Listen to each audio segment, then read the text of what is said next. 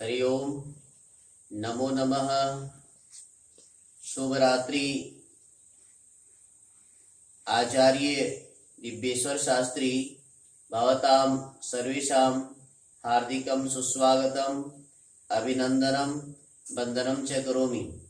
आगम्यताम् अद्यापि वयं सर्वनाम पाठ विषये चर्चा परिचर्चां च करिष्यामः। आइए आज भी सर्वनाम पाठ को लेकर के एक नए विषय को आपको बताने जा रहा हूं। पाठ की दृष्टि से यह नया है, किंतु ये वही सर्वनाम शब्द है जिसको हम प्रतिदिन प्रयोग करते हैं। इन सर्वनामों के आधार पर संस्कृत भाषा को हम दृढ़ता से, बड़े ही सरलता से जान सकते हैं और सर्वनामों का प्रयोग संज्ञा के स्थान पर होता है। संज्ञा जहाँ पर नहीं होते हैं वहां पर ये सर्वनाम कार्य कर रहे होते हैं और इन सर्वनामों के माध्यम से हम संस्कृत भाषा को बहुत ही अच्छे ढंग से पढ़ सकते हैं, सीख सकते हैं, जान सकते हैं, संस्कृत को बोल सकते हैं। इन सब पाठों का पढ़ाने का एकमात्र उद्देश्य है कि आप संस्कृत में अपना गहन अध्ययन कर सकें, अच्छी तरह से पढ़ाई कर सकें, धारा प्रवाह संस्कृत को बोल सकें, लिख सकें और संस्कृत भाषा को जान सकें। आज जो मैंने पाठ का चयन किया है वह है यद सर्वनाम।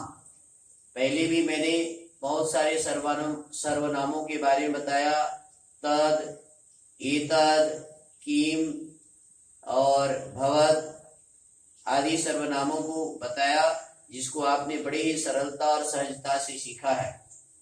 आज यद सर्वनाम जो तीनों लिंगों पर चलते हैं, स्त्रीलिंग, पुल्लिंग और नपुंसक लिंग, उसके बारे में बताने जा रहा हूँ। यद का अर्थ है जो, है ना। यह बहुत ज्यादा प्रयोग होता है, खास करके ये वाच्यों में भी, कर्मवाच्य आदि, भाववाच्य आदि में, तथा बहुव्रीहि समास के अंतर्गत में इस यद सर्वनाम का बहुत ज्यादा प्रयोग होता है। आपने बहुव्रीहि समास को पढ़ा होगा, उसमें यह, यम, इन, यस्मै, यस्मात्, यस्य, यस्मिन् आदि विविध प्रकार की सर्वनाम शब्दों का, यद शब्दों का प्रयोग हुआ है।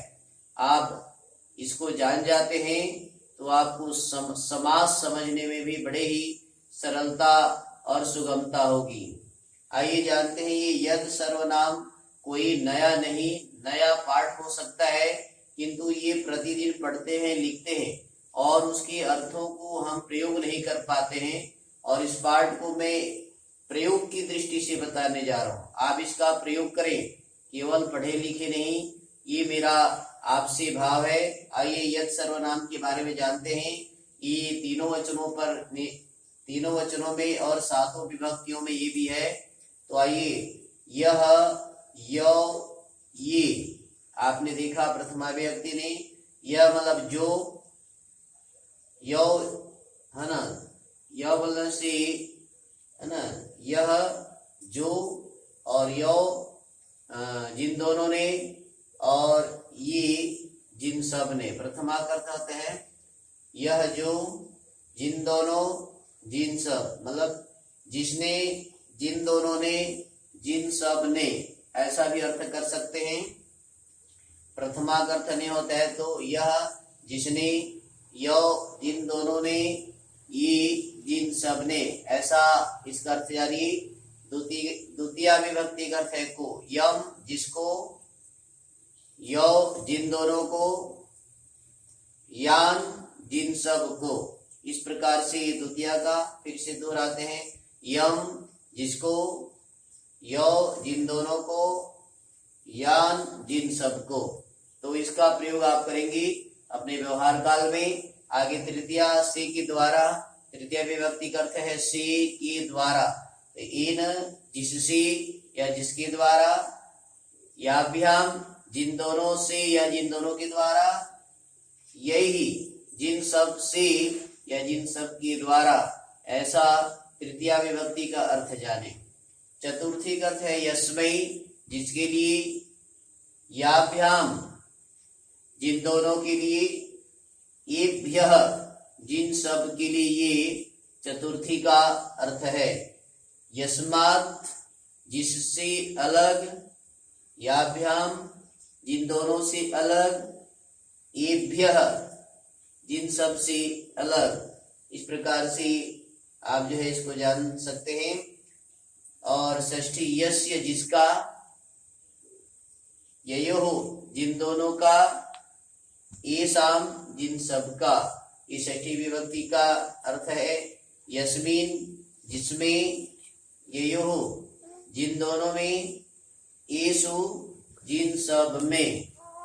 इस प्रकार से आप इनके अर्थों को जानिए। प्रथमा से सप्तमी पर्यंत मैंने यद सर्वनाम को बताने का प्रयास किया है पुल्लिंग में, और इसके नपुंसक लिंग में ये दोनों परिवर्तन हो जाते हैं। जैसे कि मैंने नीचे लिख रखा है नपुंसक लिंग का, ये है यद, ये यानी। द्वितीया में भी यद, ये यानी। और शेष जो है ना, अन्य जो तृतीया है वो पुल्लिंग के समान रूप चलेंगे। पुस्तक में आप देख लीजिएगा, अर्थ वही रहेगा। पुल्लिंग में थोड़ा सा प्रथमा और द्वितीया अलग होते हैं। यह ये होता है, यम यो यान होता है, किंतु नपुंसक लिंग में समान होते हैं। यत ये यानी, यत ये यानी। आगे जो है तृतीया चतुर्थी एक समान रूप बनते हैं, ये पुल्लिंग के समान बनते हैं नपुंसक लिंग। तो आपने यहाँ से सीखा कि पुल्लिंग का प्रयोग अर्थ सहित यद सर्वनाम जो शब्द को बतलाता है, जो अर्थ को दर्शाता है। इधर है स्त्रीलिंग। स्त्रीलिंग में भी वही है, सातों विभक्ति और तीनों वचनों का प्रयोग। या बालिका, या ये, याह, मतलब जिसने, जिन दोनों ने, जिन सब ने, ये स्त्रीलिंग में प्रयोग करेंगे। याम जिसको, याम ये याह जिसको, जिन दोनों को, जिन सब को। यया जिसके द्वारा, याभ्याम जिन दोनों के द्वारा, याभिः जिन सब के द्वारा। और से में भी यया जिससे, याभ्याम जिन दोनों से, याभिः जिन सब से। ऐसा स्त्रीलिंग में यद सर्वनाम का प्रयोग जानिए। चतुर्थी में यस्यै और पुल्लिंग में यस्मै होता है, किंतु स्त्रीलिंग में यस्यै मतलब जिसके लिए, याभ्याम जिन दोनों के लिए, याभ्यः जिन सब के लिए। और षष्ठी चतुर्थी के बाद पंचमी से अलग होने में प्रयोग होता है। यस्याः जिससे अलग, याभ्याम जिन दोनों से अलग, याभ्यः जिन सब से अलग।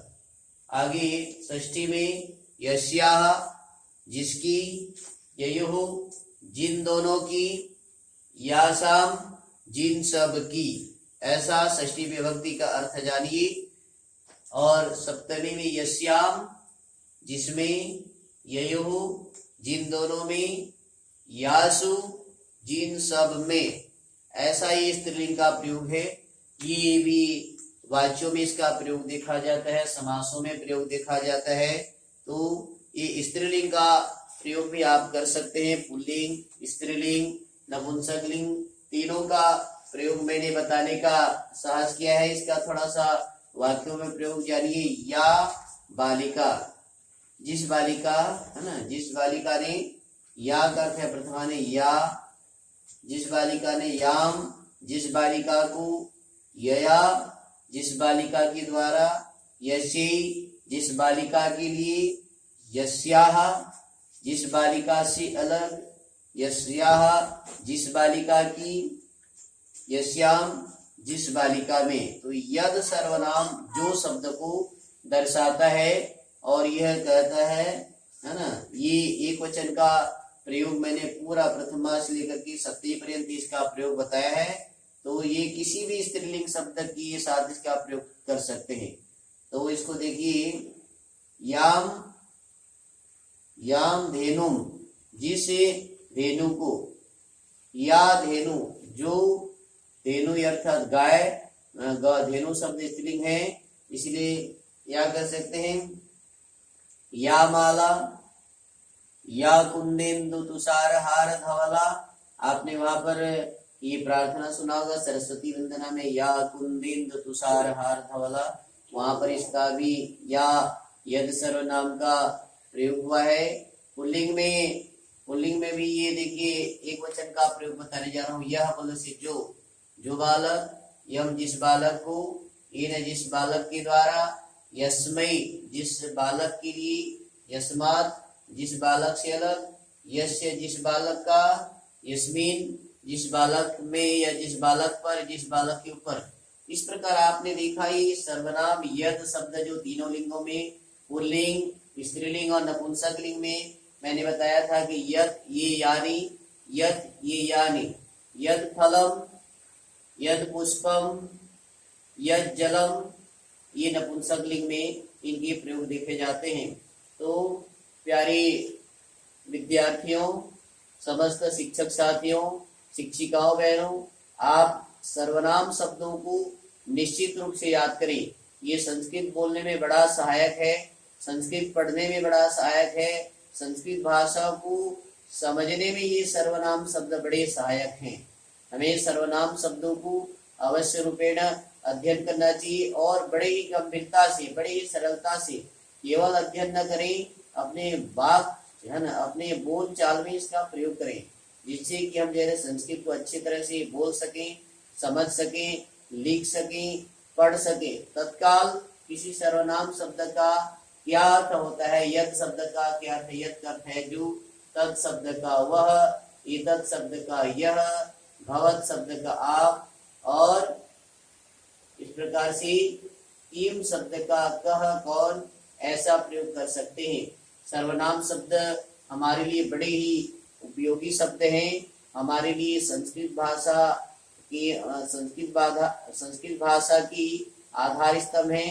तो अवश्य रूप से आप सर्वनाम शब्दों को जानिए, पढ़िए, सुनिए, समझिए, और इस वीडियो को जो लोग संस्कृत सीखना चाहते हैं, संस्कृत जानना चाहते हैं, संस्कृत बोलना चाहते हैं, उन पर जो है ना शेयर कीजिए, उनके पास जो है ना भेजिए, और उन्हें भी प्रेरित कीजिए कि आप इस वीडियो के माध्यम से सर्वनाम शब्दों का प्रयोग करें और संस्कृत भाषा को सीखें। इन्हीं शब्दों के साथ मैं आपको जो है भूयो भूयः नमामि, बार बार आपको नमन करते हुए धन्यवाद देना चाहता हूँ। आप प्रतिदिन मेरे पाठों को सुनते हैं, सीखते हैं, समझते हैं, लाइक करते हैं, सब्सक्राइब करते हैं और आगे भी सतत भेजते रहते हैं। मैं बारंबार आप सबको धन्यवाद देते हुए अपने वाणी को विराम दूंगा और आगे की पाठ के लिए आपको आमंत्रित करूंगा। धन्यवाद। नमो नमः। पुनर्मिलामः। शुभ रात्रि।